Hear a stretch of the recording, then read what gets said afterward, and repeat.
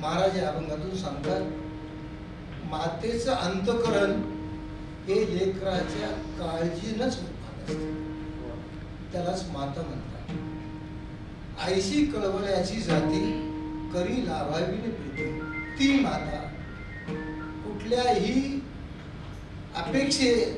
अपेक्षा न करता, कुठलीही अपेक्षा न ठेवता निस्वार्थपणे ज्या लेकराकरताच आपलं जीवन व्यतीत करते, आईशी कळवळ्याची जाती करी लाभावीने. पोटी बार वाहे 9 महिने उदरामध्ये त्याचा सांभाळ करते त्याचे सर्व अपराध सहन करते.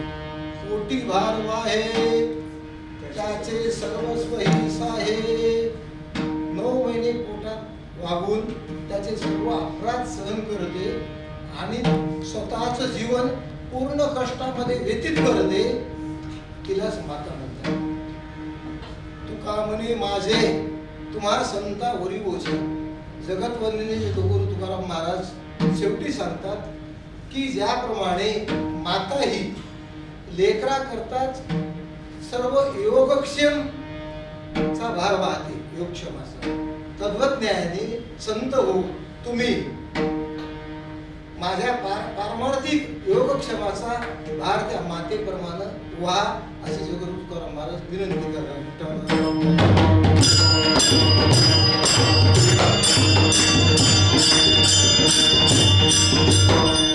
आज या ठिकाणी शेळके साहेब त्यांनी ही जागा उपलब्ध करून दिली आणि हा म्हणून त्यांचे पहिल्यांदा धन्यवाद.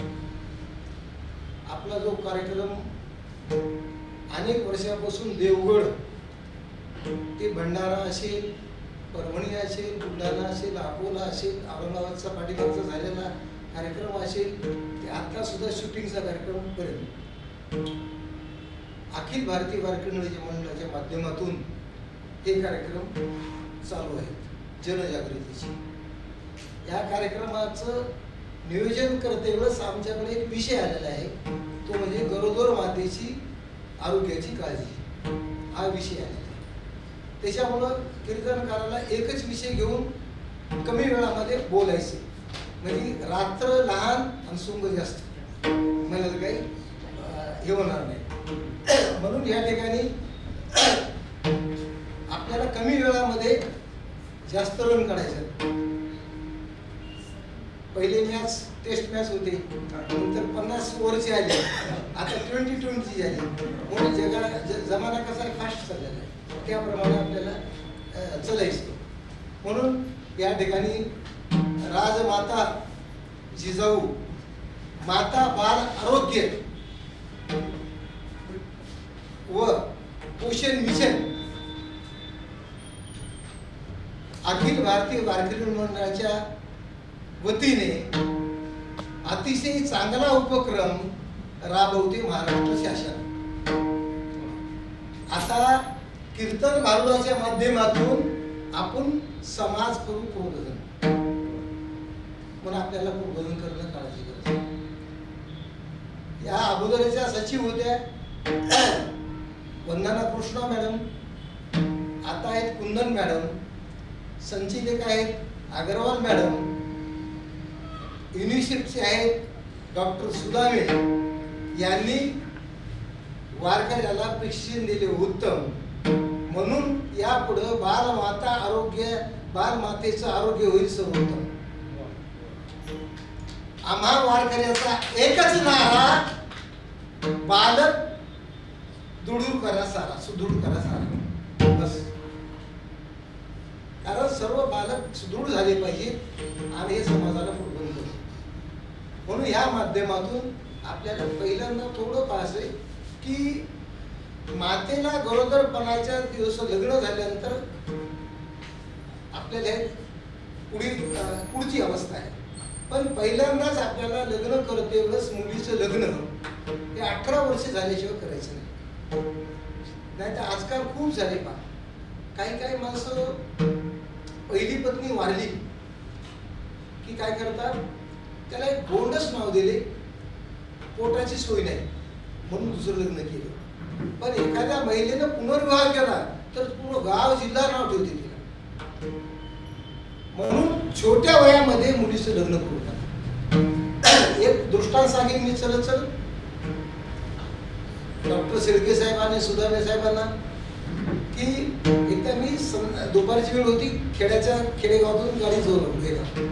ती होती प्राथमिक आरोग्य केंद्राची गाडी. त्या गाडीतून जाते वेळेस मी गाडीत बसलो, हात दाखवला, ऊन होतं, बसल्यानंतर पुढे गेल्यानंतर एक जोडपं उभं होतं झाडाखाली जंगलामध्ये. त्यांनी हात दाखवल्यानंतर डॉक्टरनं गाडी उभी करायला सांगितली, उभी केली. म्हणले बसले, बाबा कुठल्या गावचे? त्यांनी सांगितलं फलाने फलाने गावचं आहे. का हो, ही तुमची नात दिसती. त्यांनी केलं मग मुलगी आहे का? असे 2-4 प्रश्न विचारले डॉक्टरनं. त्यांनी हेच उत्तर दिलं. दिल्यानंतर डॉक्टरने विचारलं, अहो आहे तरी कोण? ज्यावेळेस शेळके साहेब म्हणते अरे अहो ते आहे तरी कोण? ते म्हणले आमचं कुटुंब आहे. काय म्हणले? कुटुंब. अहो म्हणले तुमचं तर वय 60 वर्षे आहे आणि या तुमच्या कुटुंबाचं तर वय तर 15 वर्षे दिसायली. इतकं लहान कुटुंब. अहो म्हणला साहेब, डॉक्टर साहेब तुम्ही तर लिहिले कुटुंब लहान तर सुख मान, तुमच्या गाडीवर लिहिलेलं आहे. म्हणून तर मला आम्ही कुटुंब लहान केलं. पण तुम्हाला सांगतो हे लोक अर्थाचा अनर्थ करतात. म्हणून जीवनामध्ये ब्रह्म गोळवाला आहे. कोणचा गोळवाला आहे? ब्रह्म. सांडे आता बाबा स्वयंताचा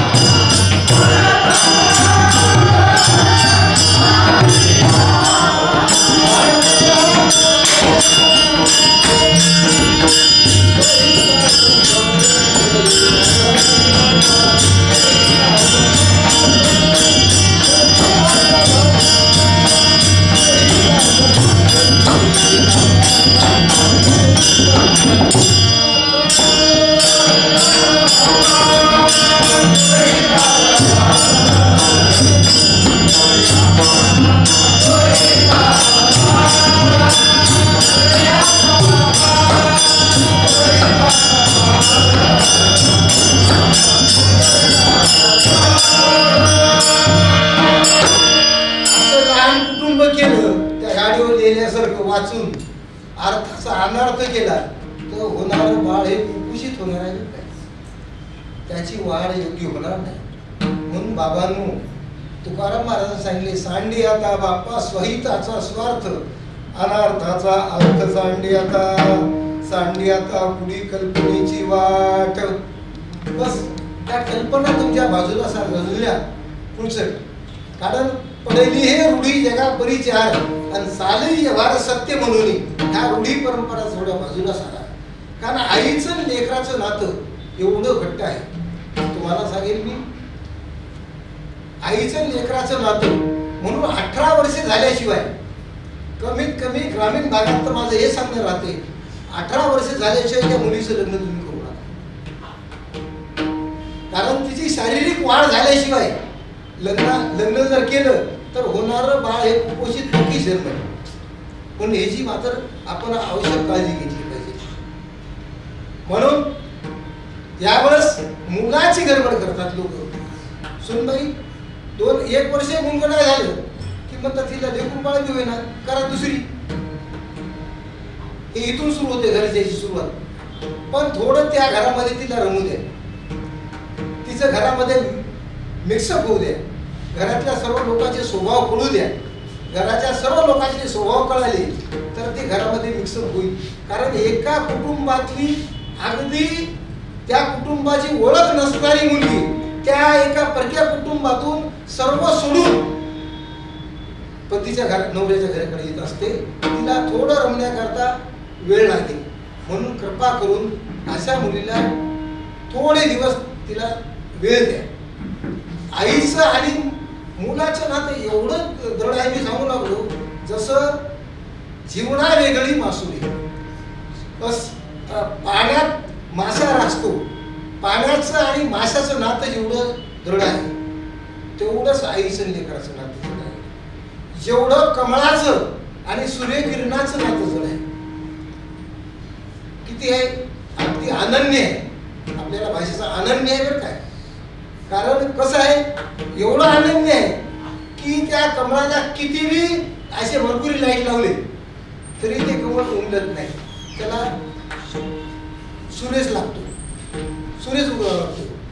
म्हणून किंवा पौर्णिमेचा चंद्र असेल तर त्या पौर्णिमेच्या चंद्रावर सुद्धा ते उमलत नाही असं तुकोबाराय म्हणतात. बरं, सूर्य विकासे चंद्र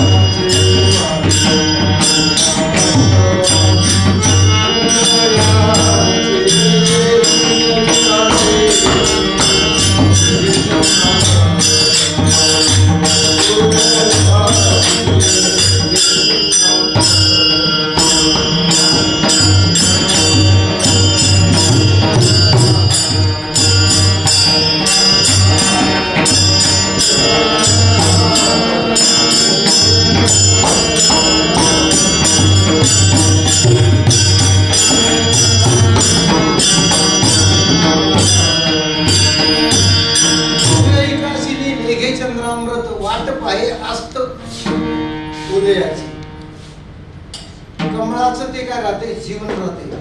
सकळा पडी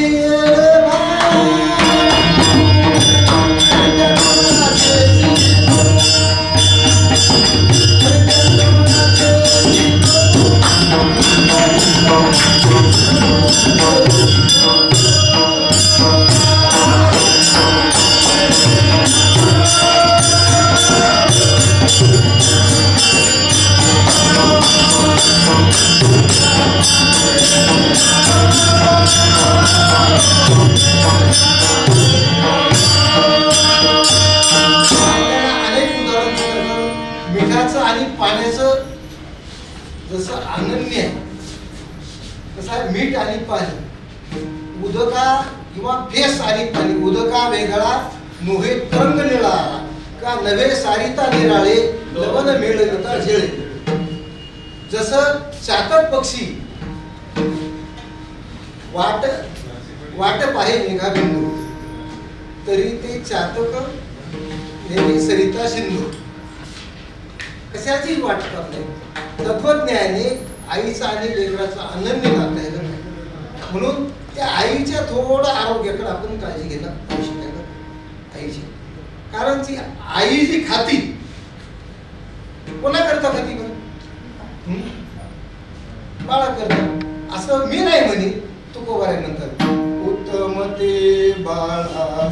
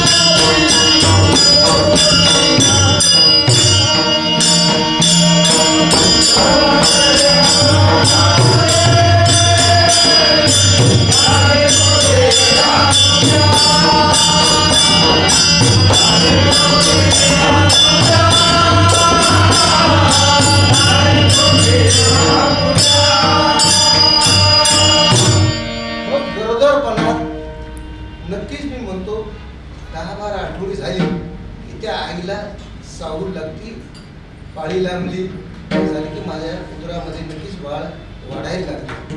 मग वाढायला लागलं म्हणलं की तिचा थोडा आहार वाढते. आहार वाढले की घरातले लोक टोचून बोलायला सुरुवात करतात, टोचून बोलायला सुरुवात करतात. तुम्ही सांगा की आई जी खाती, आताच प्रमाण दिलं मी, उत्तम ते बाळासाठी लाई मोठी आपुले त्या लेकरा करता का, असं तुकारामाचं आणखीन एक प्रमाण आहे बरं का, तुम्हाला सांगतो. गर्भाच्या वडी मातेचा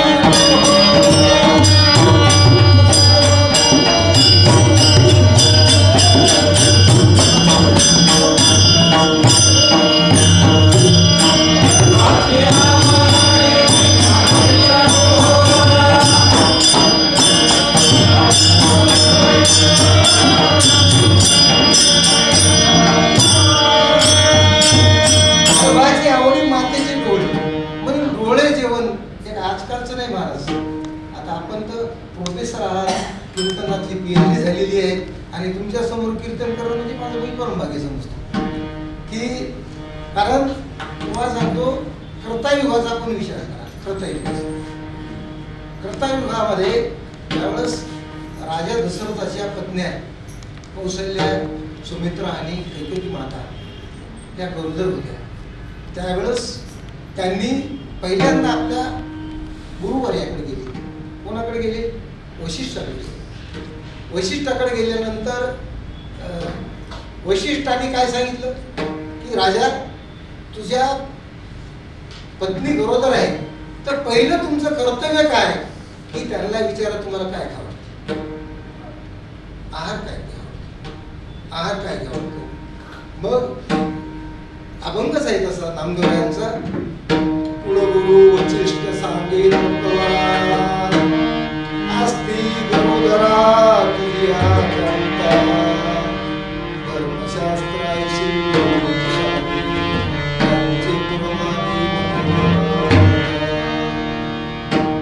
त्यांचं मनोरथ पूर्ण करा, त्यांना खाला. अतिशय दशरथ राजांनी उत्तम आहार दिला. काय दिलं? दही, दूध, अतिशय चांगले पदार्थ असतील, चांगले फळं, दूध का दिलं? तो दुधामध्ये कॅल्शियम असते. फळं का दिले? दुसरे कडधान्य का दिले? अतिशय सकस आहार का दिला? तर त्यांच्या उदरी जन्माला येणाऱ्या वेळेस सांगितलं. म्हणून कौशल्याच्या पोटी राम जन्मले. राम म्हणजे ज्ञानाची मूर्ती.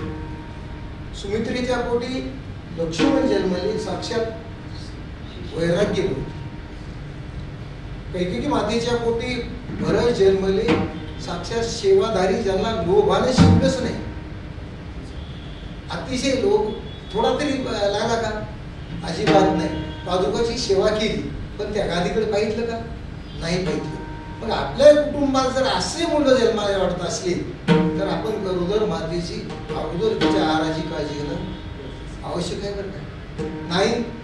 पण आहाराची काळजी घेतल्यानंतर कोणाला वाटते का माझ्या घरामध्ये लेकरू वाईट जन्माव, अपंग जन्माव, कुपोषित जन्माव, अशा कोणी आई बापानं पण नोस केलं का? अजिबात नाही करत आणि करणार बी नाही.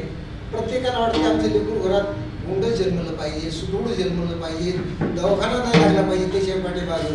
मग हे करायचं असेल, कारण जसं आपल्या कुटुंबाला चांगलं बालक आपल्या कुटुंबाचं कल्याण करते, आपल्या गावाचं कल्याण करते, आपल्या देशाचं कल्याण करते, तसंच हे कुटुंब बालक, सुदृढ बालक हा परमार्था सुद्धा स्वतःचं कल्याण करून घेतो. आज आपण माऊलीच्या सोहळ्यात जातो, तुकाराम महाराजांच्या सोहळ्यात जातो. जर आपण अपंग असतो, आपल्या आईनं जर बरोबर आहार घेतला नसता, तर आपण सुद्धा कुपोषित जन्मलो असतो, आपण सुद्धा अपंग जन्मलो असतो, आपल्या सुद्धा मेंदूची वाढ नसती झाली. कारण आपण शास्त्र काय सांगते? विठ्ठला विठ्ठला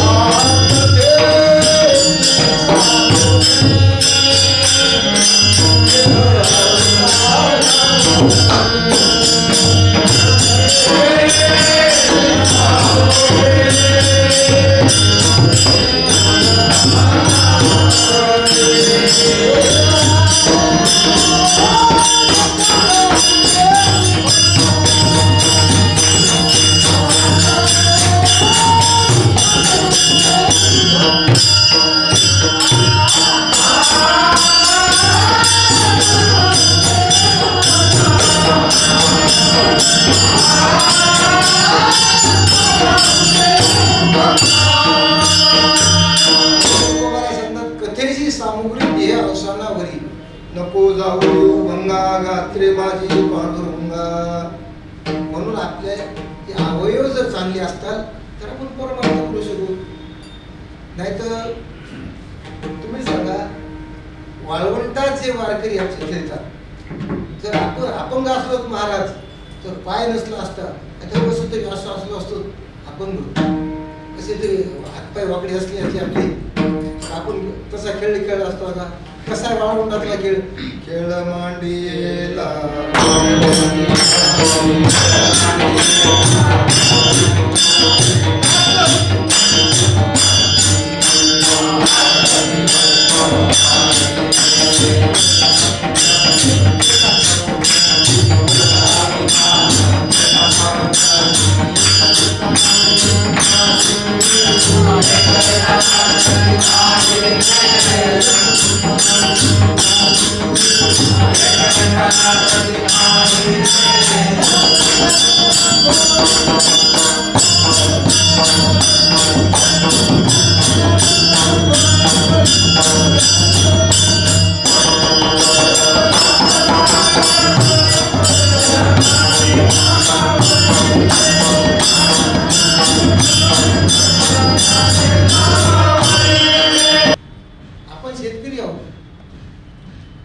शेतामध्ये चांगलं पीक येण्याकरता एखाद्या झाडाला चांगले फळ यावं म्हणून आपण काय करतो, जास्त पाणी घालतो, खत घालतो, त्याचा परिणाम काय होतो, चांगलं पीक येते, चांगलं पीक येते. परमार्थात सुद्धा आपल्याला देवाकडे जाण्याची गरज नाही. आपले शास्त्र सांगते गुरुकडे जा. गुरुकडे गेलं म्हणजे आपण सर्व देवाची पूजा केली असं होतं. तसं झाडाच्या बुडाला खत पाणी घातलं म्हणजे त्या सर्व झाडाला पोहोचण्यासारखं होते. तसं कुटुंबातल्या आईला आपण तिच्यावर लक्ष दिलं म्हणजे नक्कीच ते कुटुंबातलं बालक होणारे सुदृढ झाल्याशिवाय राहत नाही. म्हणून एक माऊली ज्ञानेश्वरीची वही सुंदर, मनोनी जाणते गुरु भजिते, जेणे कृत कार्य होईजे, जैसे मुल सिंचन सहजे शाखा पल्लव संतोषी. किंवा तुकोबाराय म्हणतात, सिंचन करिता मूळ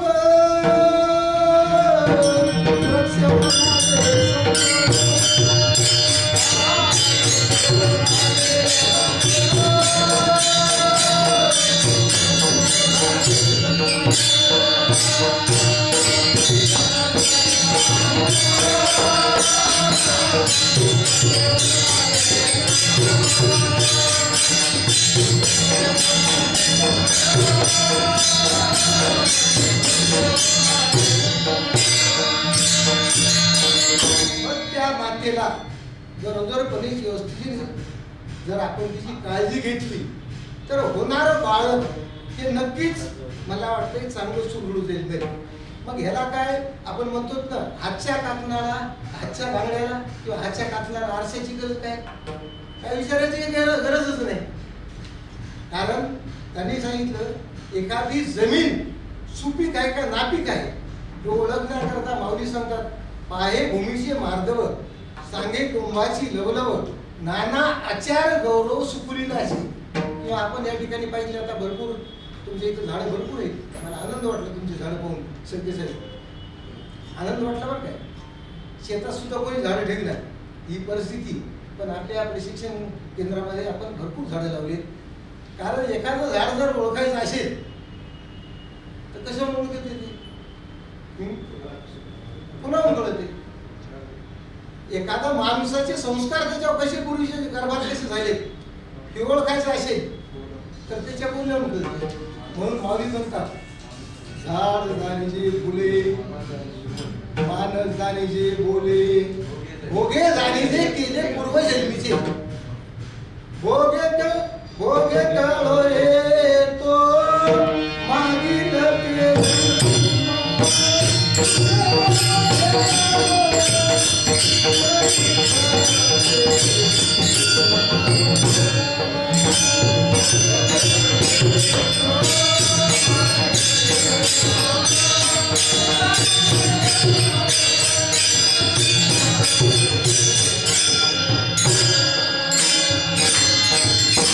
तत्वज्ञानी त्या आईला भोग तुम्ही कसा दिला, आहार कसा दिला, उत्तम आहार दिला असता तर उत्तम बालक जन्माला येईल, मध्यम आहार दिला मध्यम जन्माला येईल. आणि तिचा म्हणलीस मा किती खालीस, तुला का भूत लागले काय, असं जर म्हणलं तर मी म्हणतो ते बालक कुपोषित झाल्याशिवाय राहणार. तुका म्हणे उघडे आहे हित घात, तुमच्या हातातच आहे, तुमचं हित आहे का घात काय. म्हणून आपण त्या आईची आरोग्याची काळजी घ्या. कारण गर्भामध्ये जे संस्कार होतात ते तुम्हाला सांगतो, याला शास्त्र आधार आहे. अभिमन्यूची गोष्ट आपल्याला सुदामे सर हमेशा सांगत असतात. लेकराला ज्यावेळेस आपण आयोडीनयुक्त मीठ देतो, लोहयुक्त गोळ्या देतो, त्याच्यामुळे लेकराच्या मेंदूची गर्भाशयामध्ये 50% वाढ गर्भाशयात होते असते, 50%, आणि 50% पूर्णवयात होत असते, आणि गर्भामध्ये 50% वाढ होत असते. म्हणून ह्याच्यावर आपण काळजी जरूर दिली पाहिजे. तिच्या आहारावर काळजी देणं गरजेचं आहे बरं काय. नाहीतर तिच्या आहाराकडे लक्ष नाही दिलं तर आपले मग पुढील दवाखान्याची भरती करण्याचं काम राहणार आपल्या जीवनामध्ये. म्हणून तिचा पहिल्यांदा नोंदणी करणं आवश्यक आहे.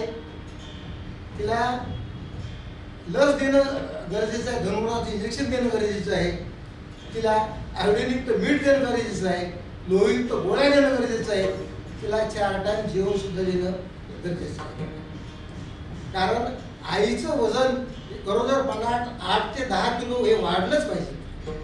किती? 8 ते 10 किलो वाढलंच पाहिजे.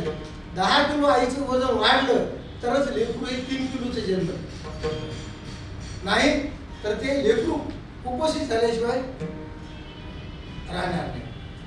म्हणून आपल्याला असं कुपोषित लेकरू जन्मू नये. हे करता एक काळाची गरज आहे की आपण त्या लेकराकडे लक्ष केलं पाहिजे, त्या आईकडे लक्ष केलं पाहिजे. म्हणून ते शासनानं याला नावच दिले कसं, राजमाता जिजाऊ. जिजाऊन चांगला आहार घेऊन त्या लेकराला घडवलं छत्रपती शिवरायाला, म्हणून तर हिंदवी स्वराज्याची स्थापना केली. म्हणून अशोकजी तुम्ही जे परेशान व्हालेत ना, जे होण्याला कारणच ते हे होणं म्हणजे हे तुमचं कर्तव्य नाही तर आपल्या प्रत्येकाचंच कर्तव्य आहे. आपण जन्माल्यानंतर आपलं एक देशाचं आपलं कुटुंबातलं जर बाळ सुरू झालं तर आपलं कुटुंब चांगलं होईल. कुटुंब चांगलं होईल, आपल्या देशाचा विकास होईल. देशाचा विकास झाल्यानंतर आपल्या परमार्थात सुद्धा त्याची गरज आहे बरं चांगलीची. तुम्हाला सांगतो, परमार्थात सुद्धा एखादा आपण अपंग जन्मले असतो, आपल्या मायनं, आपल्या आईनं, आपल्या मातेनं जर आपल्याला जर आहार गरोदरपणा जास्त नसता घेतला तर आपण सुद्धा कुपोषित जन्माला असतो. आणि हे कीर्तन करण्याकरता, उभं राहण्याकरता काय लागतंय,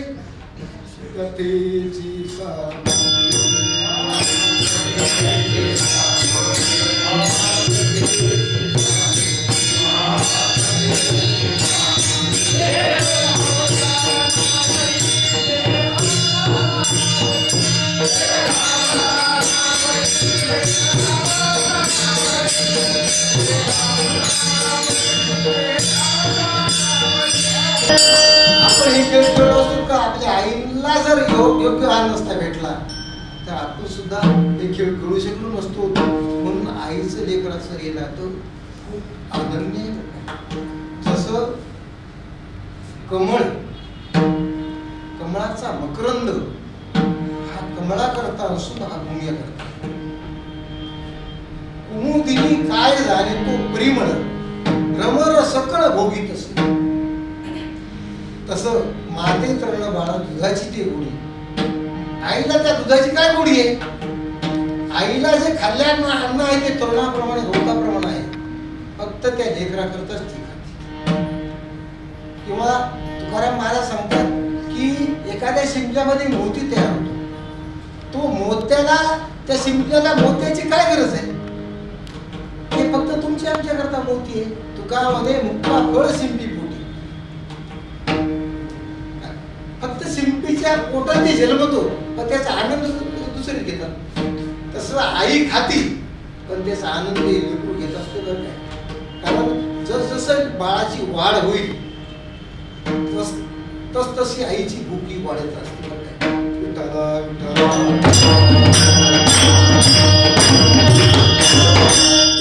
महाराज म्हणतात वाढली श्री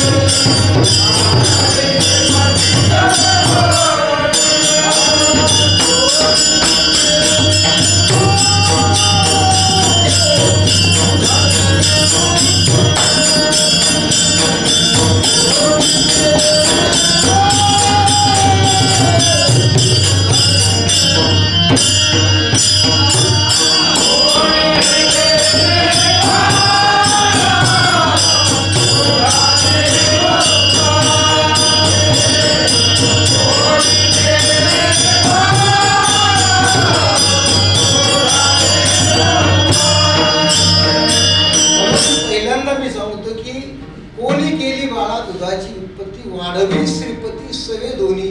ज्यावेळेस सवे दोन्ही याचा अर्थ असा आहे जसं लेकरू वाढते तस आईची भूक वाढते. त्याला बी आनंद लागते पोटामध्ये त्याला बी आनंद लागते. आणि ते आईच्या याच्यातून काय म्हणतात किती खाली माय पण तिला लागते ते 2 जीवन.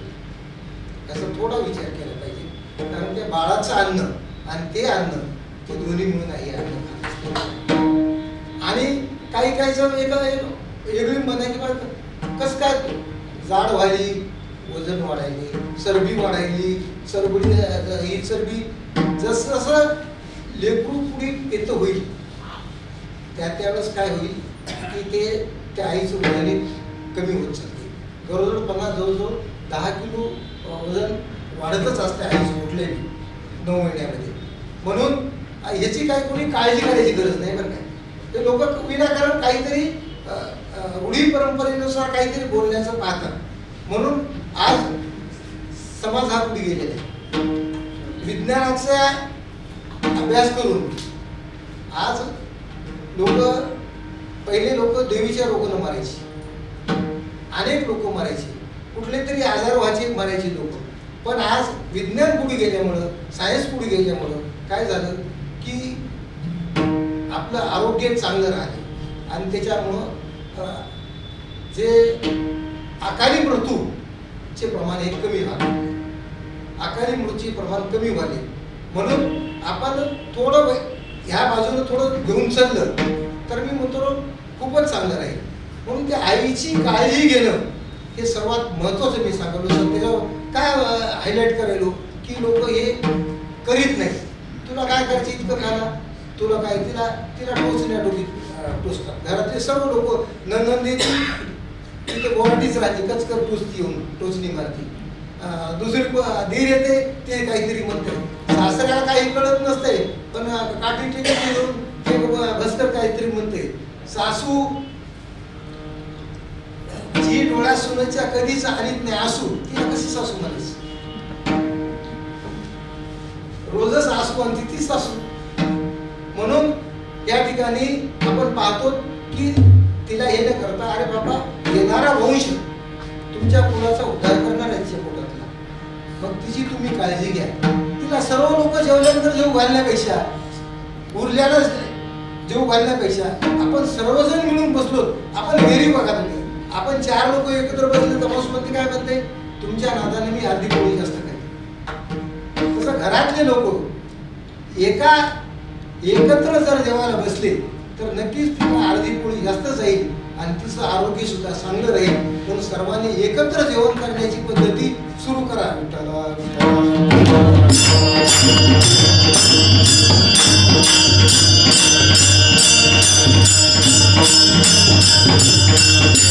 म्हणून घरामध्ये आपण जे काही सुनेला बोलत असतो ते टाकून बोलण्याच्या पद्धती बंद करा. मावशी सांगतात आपण बोलायचं तर चांगलं बोला. उगाच तर भुंगा काय करतो, भुंगावर करतो, भुंग भुंग भुंग भुंग भुंगा करीत असतो. पण तो भुंगा भुंगुंग करतो याचा अर्थ त्याला मकरंद खायला भेटतो का? नाही. म्हणून माऊली सांगतात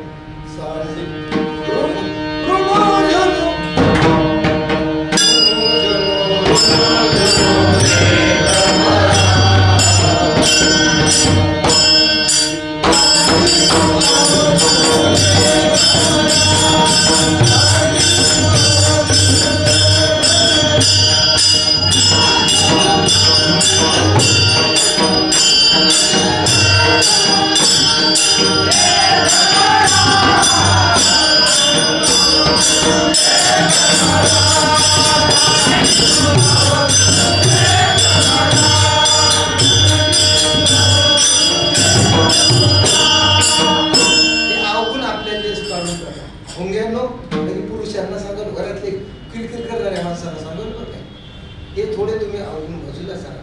कारण आई ही आज आणि हे करते वेळेस तिला झाले 5-6 महिने झाले की लोक विचार करतात चला डॉक्टर पण आता सोनोग्राफी करू, त्याच्या पोटामध्ये काय ते पाहू. कृपा करून हे पाप करू नका. बाल हत्या करणं आजूबाजू मुलीचं प्रमाण कमी झाले. आज मारवाडी समाजामध्ये पाहायला गेलं तर अतिशय मुली नगण्य झाल्या.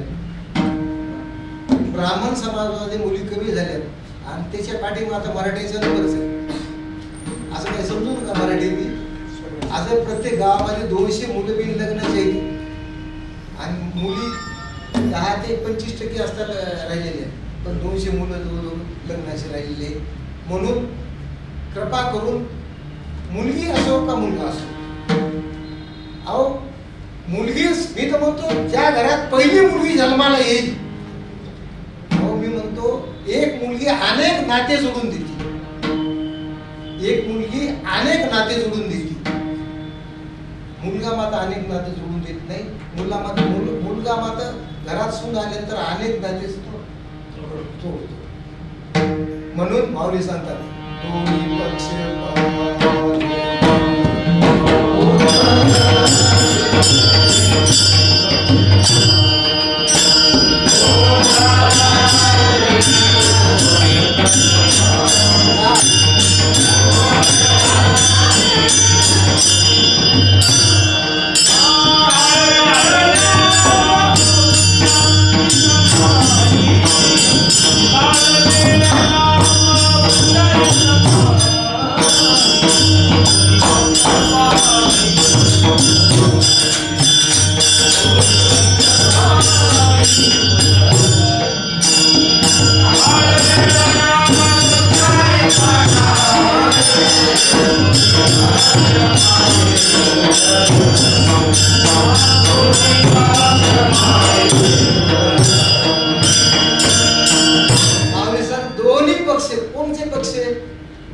वडिलांच्या इकडचा पक्ष आणि दिलेल्या घरचा पक्ष, दोन्ही कुळाचा उद्धार करणारी मुलगी आहे.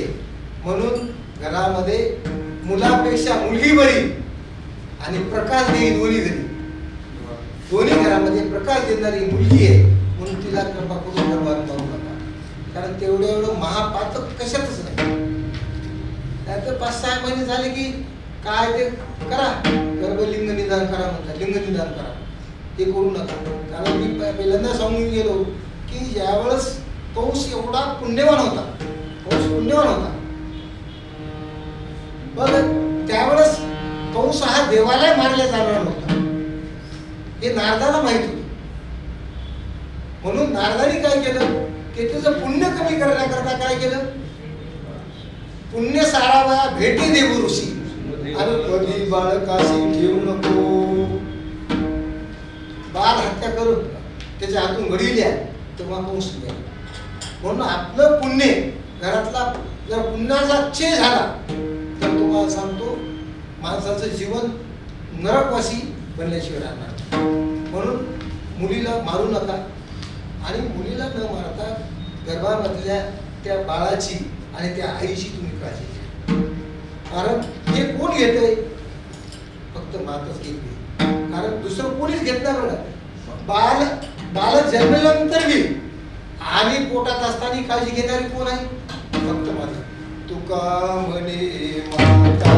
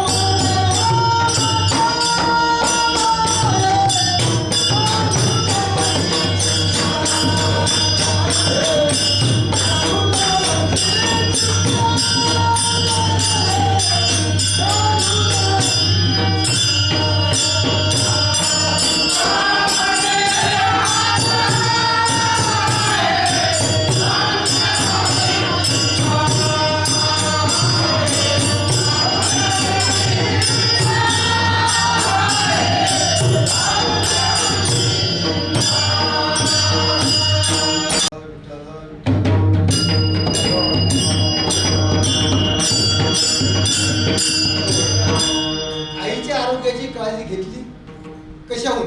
हे जर आपल्याला रोखायचं असेल तर आपण सर्व शेतकरी आहोत बसलेले. जमिनीत एखादं आलेलं पीक,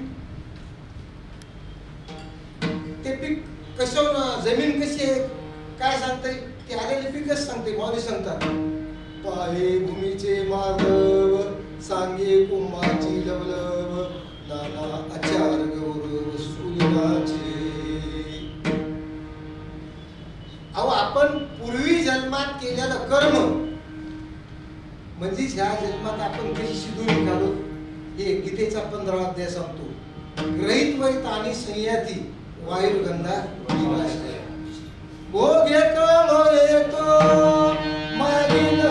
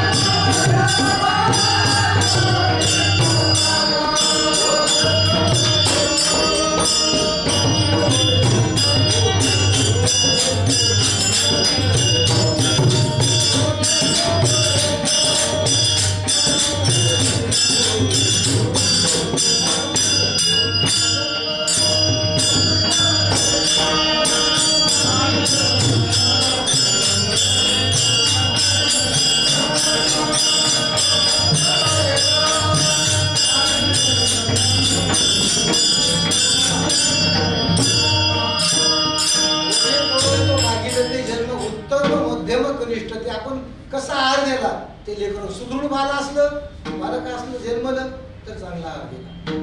मध्यम आहार दिला असता तर मध्यम जन्माला येईल.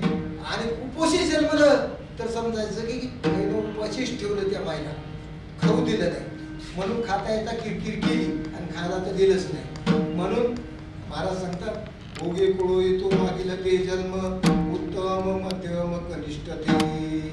म्हणून आपल्या जीवनामध्ये आपल्याला हे मिशन राजमाता जिजाऊ माता बाल आरोग्य मिशन हे पुढे न्यायचं असेल तर मी अशोकजींना बघायला सांगितलं. आपल्याला या वारकऱ्याच्या माध्यमातून बाकी तुम्ही सर्व प्रशासनात सांगता, प्रशासन सर्व सांगते पण ऐकत कोणी नाही. पण एकच अशी नारदाची गादी आहे, तुकोबराची गादी आहे, माऊलीची गादी आहे, की एक सांगतंय आणि हजारो समाज ऐकतो, त्याचं अनुकरण करतो, एकमेव घाती. म्हणून या माध्यमातून आपल्याला समाजाला आपण समाजाला काहीतरी देणेकरी लागतो. म्हणून या ठिकाणी सर आहेत आमचे, पाटील सर आले, काही आपले परीक्षक बी बसलेत, काही मार्क टाकायला बसलेत, काही कशाला बसलेत. तुम्हाला सांगतो, ड्रायव्हरनं गाडी कोणासमोर चालवा, गुरख्यासमोर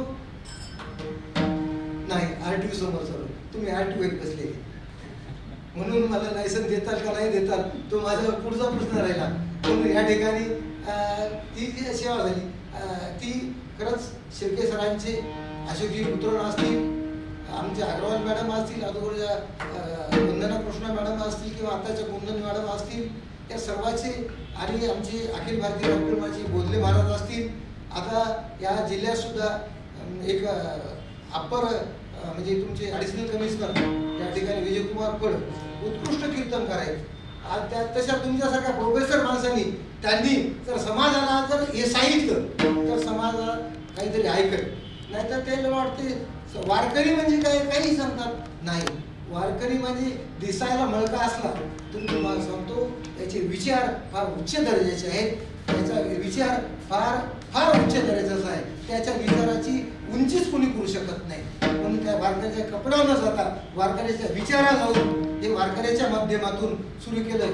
खरं तर आमचे अखिल भारतीय वारकरी मंडळाचे अध्यक्ष बोधले महाराज, आमचे कदम महाराज आहेत, महाराष्ट्रातले उत्तम गायक, उत्तम मनोवादक माधव महाराज असतील, उत्तम भागवतकार आमच्या स्वातीताई असतील. मुलगी आहे, याच्या आईवडिलांनी मुलगी म्हणून जर तिचं आभाषण केलं असतं तर आज भागवतकार आहे, उत्तम कीर्तनकार आहेत. कुठून कीर्तनकार झाले असते? पुढील कन्यापुत्र होती जे सात्विक तयाचा हरितक वाटे देवा, हे गुण भागवतकार आहेत, पुरुषोत्तम महाराज आहेत, आमचे जाधव महाराज आरोग्य विभागात काम केलेले. सर्व मंडळी ही मंडळी आहे माझ्यासोबत, ही अखिल भारतीय वारकरी सर्व पदाधिकारी आहेत. म्हणून ह्यांना एकच सांगणं आहे की आम्ही परभणी जिल्ह्यामध्ये 1000 महिला कीर्तनकार केले. किती? 1000 महिला कीर्तनकार. या माध्यमातून आम्ही गावोगाव हा संदेश देत असतो. म्हणून ज्या छत्रपती शिवरायाला ज्यांनी जन्म दिला ती जिजामाताच होती, ज्या माऊलीला जन्म दिला, ज्या तुकोबाराला जन्म दिला त्या सुद्धा माताच होत्या. म्हणून कृपा करून त्या माताची गर्भातच तिला मारण्याचं काम करू नका, पाप करू नका. मुलगा असो का मुलगी असो, नक्कीच आपल्या वंशाचा, आपल्या कुटुंबाचा, आपल्या देशाचा आणि आपल्या परमार्थाचं भविष्य इथे नक्कीच उज्ज्वल केल्याशिवाय राहणार नाही.